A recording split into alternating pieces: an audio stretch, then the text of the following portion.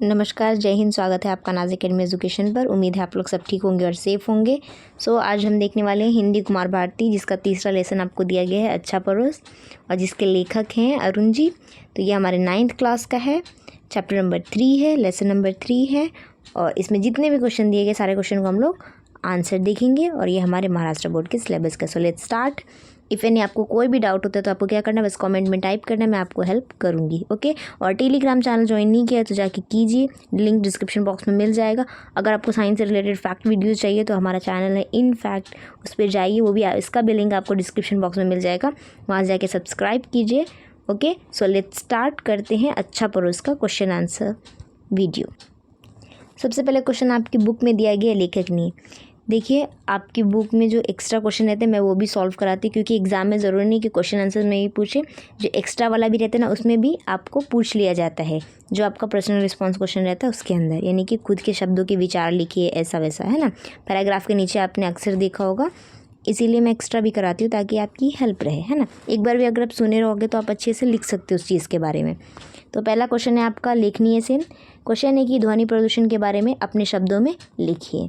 तो शब्द मेरे हैं लेकिन आप लिख सकते हैं उसे। ओके। तो आंसर है आपका, जवाब उत्तर बोल सकते हैं। ध्वनि प्रदूषण मुख्यतः यातायात में उपयोग किए जाने वाले वाहनों द्वारा उत्पन्न होती है। इसके अलावा कई तरह के मरम्मत के कार्य हेतु कई तरह के औजार का उपयोग किया जाता है। इस कार्य को करते समय भी ध्वनि प्रदूषण रहता है। ये समस्या मुख्यतः शहरी क्षेत्रों में होता है, जहाँ पहले ही विकास हो चुका होता है और फिर से कोई नया कार्य करने हेतु कोई पुराने कार्य को हटाना होता है। ध्वनि प्रदूषण को पर्यावरण प्रदूषण के रूप में पर्यावरण को बड़े स्तर पर विभिन्न स्रोतों के माध्यम से हानि पहुंचाने वाले तत्वों के रूप में माना जाता है। ध्वनि प्रदूषण को ध्वनि अवस्था के रूप में भी जाना जाता है। अत्यधिक शोर स्वास्थ्य के लिए हानिकारक होता है और मानव या पशु जीवन के लिए असंतुलन कारण है। यह भारत में व्यापक पर्यावरणीय मुद्दा है, जिसे सुलझाने के लिए उचित सतर्कता की आवश्यकता है। हालांकि यहाँ जल, वायु, मृदा प्रदूषण आदि से कम हानिकारक है। औद्योगिकरण ने हमारे स्वास्थ्य और जीवन को खतरे पर रख दिया है, क्योंकि सभी बड़े या छोटे उद्योग मशीनों का प्रयोग करते हैं जो बहुत ज़्यादा मात्रा में तेज़ आवाज़ पैदा करती है। कारखानों में उद्योग में प्रयोग होने वाले अन्य उपकरण जैसे कंप्रेसर, जनरेटर, गर्मी निकालने वाले पंखे, मील भी बहुत शोर से उत्पन्न करते हैं। ध्वनि प्रदूषण पर रोकथाम के लिए हमें उचित कदम लेने की ज़रूरत है। लाउड स्पीकर, हॉर्न और अन्य उपकरण जो शोरगुल मचाते हैं उन्हें कम से कम इस्तेमाल करने की ज़रूरत है। पर्यावरण में असुरक्षित आवाज़ के स्तर को नियंत्रित करने के लिए लोगों के बीच में सामान्य जागरूकता को बढ़ाना चाहिए और प्रत्येक के द्वारा सभी नियमों को गंभीरता से माना जाना चाहिए। घर में या घर के बाहर जैसे क्लब, पार्टी, बार, डिस्को आदि में अनावश्यक शोर उत्पन्न करने वाले उपकरणों के प्रयोग को कम करना चाहिए।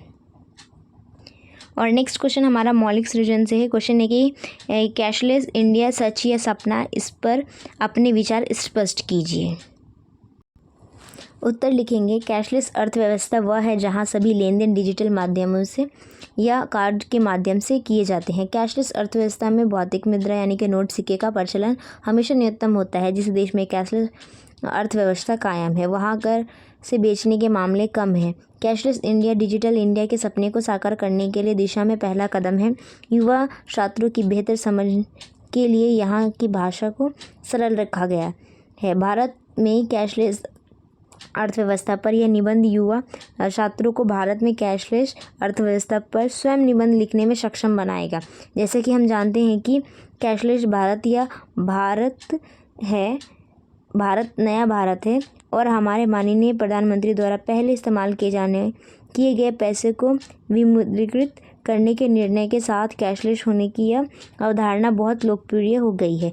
हालांकि कैशलेस होने के कुछ नुकसान भी हैं, लेकिन इसके साथ साथ और भी फ़ायदे हैं। काला धन वह धन है जो कमाया जाता है लेकिन करों में शामिल नहीं किया जाता है। वह पैसा लोगों ने टैक्स चुकाने से छुपाया है। यह काला धन अर्थव्यवस्था में एक अवैध साधन है जो सरकार को दिवालियापन तक ले जाने में सक्षम है। कैशलेस अर्थव्यवस्था यह सुनिश्चित करेगी कि कोई काला धन ना हो। कोई हार्ड कैश के विपरीत डिजिटल धन को छिपाया नहीं जा सकता। कम से कम अभी तक ऐसा कोई रास्ता नहीं है जिसे छिपाना संभव हो सके। हालांकि डिजिटल अर्थव्यवस्था के पीछे की तकनीक अच्छी तरह से अद्यतन और मजबूत होनी चाहिए। हर दिन प्रौद्योगिकी में सुधार के साथ ऑनलाइन धोखाधड़ी और धोखाधड़ी के प्रकरणों में भारी वृद्धि हो रही है। वृद्धि यानी कि बढ़ोतरी। अगर सरकार 135 करोड़ की आबादी वाले भारत जैसे देश में मजबूत और हैक करने योग्य डिजिटल सिस्टम स्थापित करने में असमर्थ है तो वह अर्थव्यवस्था को कैशलेस बनाना बिल्कुल असंभव है। राष्ट्रीय समाचार चैनलों पर ऑनलाइन चोरी की खबरें देखने के बाद भी लोग ऑनलाइन बड़े लेन देन करने से डरते हैं।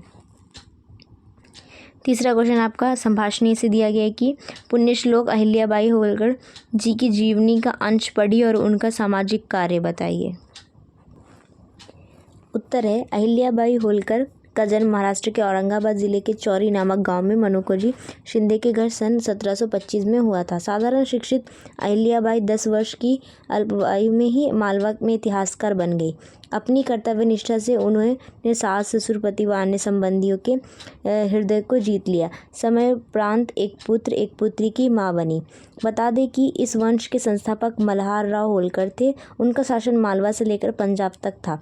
मल्हार राव होलकर का निधन 1766 में हुआ था। मालवा इलाके के वे पहले मराठा सूबेदार हुए। अहिल्याबाई मालवा राज्य की होलकर रानी बनी थी। अहिल्या को लोगों के द्वारा सम्मान से राजमाता भी कहकर पुकारा जाता था। अहिल्याबाई होलकर ने ही कन्याकुमारी से लेकर हिमालय तक अनेक मंदिर, घाट, तालाब, दान संस्थाएं, भोजनालय, धर्मशालाएं, बावरिया इत्यादि का निर्माण करवाया। अहिल्या के दिल में अपनी प्रजा के लिए काफ़ी प्यार और दया थी। वे जब भी किसी को मुसीबत या तकलीफ में देखती तो उसे हल करने के लिए आगे कदम बढ़ाती। इसीलिए ही लोग उन्हें भी काफ़ी सम्मान और प्यार देते थे। अहिल्याबाई होलकर का इतिहास करीब 30 साल के अद्भुत शासनकाल के दौरान मराठा प्रांत की राजमाता अहिल्याबाई होलकर ने एक छोटे से गांव इंदौर को एक समृद्ध विकसित शहर बनाने में अपनी महत्वपूर्ण भूमिका निभाई। उन्होंने यहाँ पर सड़कों की दशा सुधारने, गरीबों और भूखों के लिए खाने की व्यवस्था करने के साथ साथ शिक्षा पर भी काफ़ी जोर दिया। अहिल्याबाई की बदौलत ही आज इंदौर की पहचान भारत के समृद्ध एक विकसित शहरों में होती है। महारानी अहिल्याबाई की पहचान एक विनम्र, एक उदार शासक के रूप में थी। उनके हृदय में ज़रूरतमंदों, गरीबों और असहाय व्यक्ति के लिए दया और परोपकार की भावना कूट कूट कर भरी हुई थी। उन्होंने समाज में विधवा महिलाओं की शिक्षित पर भी खास काम किया और उनके लिए बस वक्त बनाए गए कानून में बदलाव भी किया। इसके अलावा उन्होंने महिला शिक्षा पर भी खास जोर दिया। अपने जीवन में तमाम परेशानियां झेलने के बाद जिस तरह महारानी अहिल्याबाई ने अपनी अदम्य नारी शक्ति का इस्तेमाल किया था वो काफ़ी प्रशंसनीय है। अहिल्याबाई कई महिलाओं के लिए प्रेरणा स्रोत है। उनके सम्मान और उनकी याद में ही मध्य प्रदेश के इंदौर में हर साल भाद्र कृष्ण चतुर्दशी के दिन अहिल्यास्तव का आयोजन किया जाता है। अहिल्याबाई होलकर के नाम समूचे भारतवर्ष में बहुत ही सम्मान के साथ लिया जाता है। उन्हें लेकर कई पुस्तकें भी लिखा गया है। उन्हें लेकर कई पुस्तकों में भी लिखा गया है। अब तक हम लोग जितना भी एक्स्ट्रा क्वेश्चन था जो पार्ट के अंदर हमें दिया गया था हम लोग वो सॉल्व कर रहे थे, उसके आंसर देख रहे थे। अब आते हैं पार्ट के आंगन में और पहला क्वेश्चन दिया गया आपको कि सूचना के अनुसार कृतियाँ कीजिए। पहला है प्रवाह तालिका पूर्ण कीजिए। अरुण जी के पड़ोसी कौन कौन थे, तीनों के नाम लिखेंगे। तो उत्तर लिखेंगे अरुण जी के पड़ोसी। पहला नाम लिखेंगे हम लोग शर्मा जी, हजेला साहब, बाबू रामकृष्ण। ठीक है। उसके बाद ख क्वेश्चन आता है कि अरुण जी के घर से मांगी जाने वाली चीज़ें कौन कौन सी थी, उनके नाम लिखेंगे। तो उत्तर में लिखेंगे पहले जहाँ मिलेगा हमें वहाँ लिखेंगे पुस्तकें, फिर लिखेंगे हम लोग खाट दूसरे में, तीसरे में लिखेंगे सीढ़ी, चौथे में लिखेंगे बाल्टी और पाँचवें में लिखेंगे अखबार। क्यों? क्योंकि हमें 5 जगह दिया था एरो का निशान बना कर कि पाँचों में बताने थे कि कौन कौन से थे। तो हमने पाँचों के नाम बता दिए। पहला पुस्तक, खाट, सीढ़ी, बाल्टी और अखबार। ये अरुण जी के घर से मांगी जाने वाली चीज़ें थी। दूसरा क्वेश्चन है उचित विकल्प चुनकर वाक्य फिर से लिखिए। पहला है पानी का पंप ठीक करने डैश आया, कौन आया, तो मिस्त्री लिखेंगे यहाँ पर, ठीक है, मिस्त्री। यानी फिर क्या बनेगा उत्तर, पानी का बम ठीक करने मिस्त्री आया। और दूसरा लिखेंगे, दिवाली से पहले मेरे घर डैश चल रही थी, तो क्या आएगा, पुताई। तो यहाँ जो खाली जगह यहाँ पे पुताई लिखेंगे, ठीक है। तो क्या बन जाएगा, दिवाली से पहले मेरे घर पुताई चल रही थी, ठीक है। चलो, यानी कि देखा जाए तो पहले वाले में हमारा ये जो मिस्त्री है, ये मिस्त्री यहाँ पे लिखेंगे और यहाँ पर हम लोग पुताई लिखेंगे, बस और कुछ नहीं। हो गया, विकल्प चुन के हमने लिख दिया। विकल्प का मतलब होता है ऑप्शन। तीसरा है, पाठ में प्रयुक्त अखबारों के नाम लिखिए। तो चलो बता देती हूँ। ओके, तो इसका उत्तर लिखेंगे, पहला लिखेंगे स्टेट्समैन और दूसरा लिखेंगे हिंदुस्तान टाइम्स, ठीक है। ये दोनों अखबारों के नाम हमारे पाठ के अंदर आए थे। नेक्स्ट क्वेश्चन है आपका पार्ट से आगे, शालेय अनुशासन और विद्यार्थी विषय पर अपने विचार प्रस्तुत कीजिए। उत्तर लिखेंगे, अनुशासन प्रत्येक व्यक्ति के जीवन के लिए आवश्यक होता है। विद्यार्थी के जीवन में अनुशासन का एक महत्वपूर्ण स्थान होता है। अनुशासन के जरिए ही विद्यार्थी अपने जीवन में सफलता हासिल कर सकता है। अनुशासन विद्यार्थी को सही मार्ग दिखाने में सहायता करता है। अनुशासन में अनु का अर्थ होता है पालन और शासन का अर्थ होता है नियम। संपूर्ण अर्थों में अनुशासन का अर्थ होता है नियम का पालन करना। अनुशासन एक ऐसी कला है जो व्यक्ति को जीवन जीने का तरीका बताती है। बड़ों का सम्मान करना, माता पिता का आदर करना, अध्यापकों का सम्मान करना, धैर्य रखना और लगातार परिश्रम करना, ये सभी अनुशासन की नीतियों के अंतर्गत आता है।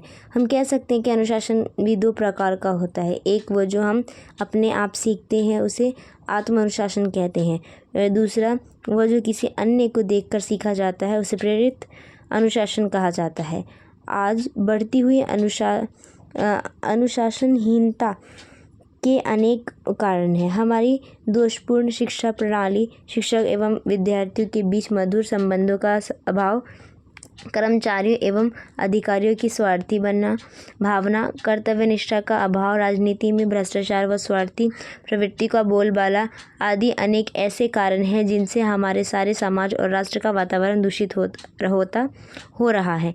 इन सभी कारणों से हमें छात्र तथा युवा अनुशासन रहित हो रहे हैं। वे स्वतंत्रता का गलत अर्थ मानकर अनुशासन का पालन नहीं कर रहे। प्रत्येक नागरिक में कर्तव्य भावना का जागरण, अपनों से बड़ों के प्रति आदर भावना अनुशासन के विकास हेतु यह महत्वपूर्ण सुझाव है। हमें महापुरुषों एवं अपने आदर्श व्यक्ति के चरित्र को आदर्श मानकर उनका अनुकरण करना चाहिए। समाज के परिवारजनों को भी अपने बच्चों को अनुशासन में रहने की शिक्षा देनी चाहिए, तभी यह समाज बदल पाएगा और अनुशासन हर एक विद्यार्थी के जीवन में रह पाएगा। ओके, अब आपका नेक्स्ट क्वेश्चन आता है भाषा बिंदु से। काल परिवर्तन यहाँ पे टॉपिक ही दिया गया है, तो क्या होगा, लिया गया है कि निम्न पत्र में आए कालों के वाक्यों को ढूंढकर लिखिए तथा निर्देशानुसार परिवर्तित करके पुनः लिखिए। यानी कि जो आपको ये लेटर दिया गया है, इसके अंदर से आपको वाक्य ढूंढने हैं, किसके, कालों के, जो होता है आपका ये जो काल नहीं होता टेंस, उसका बोला गया है।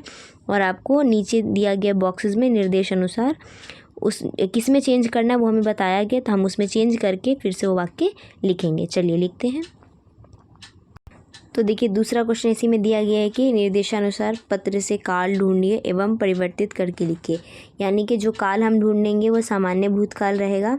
यहाँ पे वाक्य इसमें से अभी हम ढूंढेंगे और फिर वही वाक्य सामान्य वर्तमान काल में बदल कर यहाँ पे लिखेंगे हम लोग, ठीक है। इसी तरह हमें सबका ही करना है। ओके, तो सो लेट्स स्टार्ट। जिसका जो बोला गया, यानी कि दूसरे वाले में क्या बोला गया, सामान्य वर्तमान काल बताना है और चेंज किस में होगा, सामान्य भविष्य काल में। तीसरे में दिया गया है कि सामान्य भविष्य काल वाक्य ढूंढेंगे और पूर्ण भूतकाल में बदलेंगे उसे। और चौथा दिया गया अपूर्ण वर्तमान काल में ढूंढेंगे और अपूर्ण भूतकाल में इसे बदलेंगे, चेंज करेंगे। पांचवा दिया गया है पूर्ण भूतकाल और इसे चेंज करेंगे किसमें, सामान्य वर्तमान काल में। चलिए स्टार्ट करते हैं। सो यहाँ पे पहला आपको दिया गया सामान्य भूतकाल, तो वाक्य लिखेंगे आपने मेरी अटैची अपने बेटे के हाथों भेजकर मेरी सारी निराशा को आशा में बदल दिया। तो ये वाक्य यहाँ पे लिख देंगे। और परिवर्तन करना है किसमें, सामान्य वर्तमान काल में। तो परिवर्तित वाक्य क्या बनेगा, यहाँ पे लिखेंगे ये वाला वाक्य कि आप मेरी अटैची अपने बेटे के हाथों भेजकर मेरी सारी निराशा को आशा में बदल देते हैं। ओके, तो ये वाला वाक्य जो है ये पूरा इसमें लिखेंगे। दूसरा है सामान्य वर्तमान काल, और वाक्य लिखेंगे इसमें क्या, मैं आपको नहीं जानता। सामान्य भविष्य काल में हमें बदलना है, तो यहाँ पे वाक्य लिखेंगे मैं आपको नहीं जानूँगा। ओके, देखो अगर आपको काल परिवर्तन करने नहीं आते हैं तो काल समझ में ही नहीं आ रहा है तो लिंक डिस्क्रिप्शन बॉक्स में दे दूँगी, वहाँ से आप काल की वीडियो ग्रामर की एकदम डिटेल में देख सकते हो आप लोग। ठीक है, तो देख लीजिएगा। ठीक है, मतलब डिस्क्रिप्शन बॉक्स आपको खोलना है, आपको वहाँ बहुत सारी चीज़ें आपके काम की मिल जाएगी जहाँ से आप अच्छे से नॉलेज अवेलेबल कर सकते हो। ओके, और पसंद आए तो वीडियो को लाइक ज़रूर कीजिएगा, चैनल पर सब्सक्राइब कर लीजिए क्योंकि देखो वीडियो बड़ी मेहनत से बनाई गई है। तीसरा है सामान्य भविष्यकाल। ओके, तीसरा है सामान्य भविष्यकाल। वाक्य क्या लिखेंगे, आप विश्वास रखिए भविष्य में मैं किसी की भी परेशानी दूर करने का प्रयास करूँगा। पूर्ण भूतकाल में हमें इसे चेंज करना है, तो वाक्य लिखेंगे आप विश्वास रखिए अतीत में मैंने भी लोगों की परेशानी दूर करने का प्रयास किया था। चौथा है अपूर्ण वर्तमान काल। वाक्य लिखेंगे मेरा रोम रोम आपको शुभकामना दे रहा है। बदलना किस में है, अपूर्ण भूतकाल में, तो क्या लिखेंगे मेरा रोम रोम आपको शुभकामना दे रहा था। ओके, पांचवा दिया गया था पूर्ण भूतकाल। वाक्य लिखेंगे मैं रेलगाड़ी में भूली हुई अटैची के कारण बहुत परेशान था। तो सामान्य वर्तमान काल में हमें बदलना है इसे, तो लिखेंगे मैं रेलगाड़ी में भूली हुई अटैची के कारण बहुत परेशान हूँ। ओके, तो ये हो गया आपका ग्रामर एंड यहीं पे ख़त्म होता है। और प्लीज़ लाइक ज़रूर कीजिएगा, चैनल पे नहीं तो सब्सक्राइब ज़रूर कीजिएगा क्योंकि देखो आपके एक लाइक से ना मेरी वीडियो की रीच बढ़ जाएगी और फिर ये बहुत सारे बच्चों तक पहुंचेगी। तो अच्छी बात है ना, सब तक पहुंचनी चाहिए, सबको नॉलेज मिलनी चाहिए, इवन फ्री मिल रहा है तो और अच्छी बात है। ओके, तो सब्सक्राइब ज़रूर कीजिएगा क्योंकि आपको ऐसे ही वीडियोस चाहिए। तो कुछ भी टॉपिक हो आपको अगर चाहिए वीडियो तो आपको क्या करना है, बस कमेंट करना है। ठीक है, अगर कोई डाउट भी रहता है तो आप टेलीग्राम पर भी आप मुझसे मैसेज करके पूछ सकते हो, आप वहाँ ज्वाइन कर लीजिए, डिस्क्रिप्शन बॉक्स में लिंक अवेलेबल है। Okay, and bye and take care. Okay.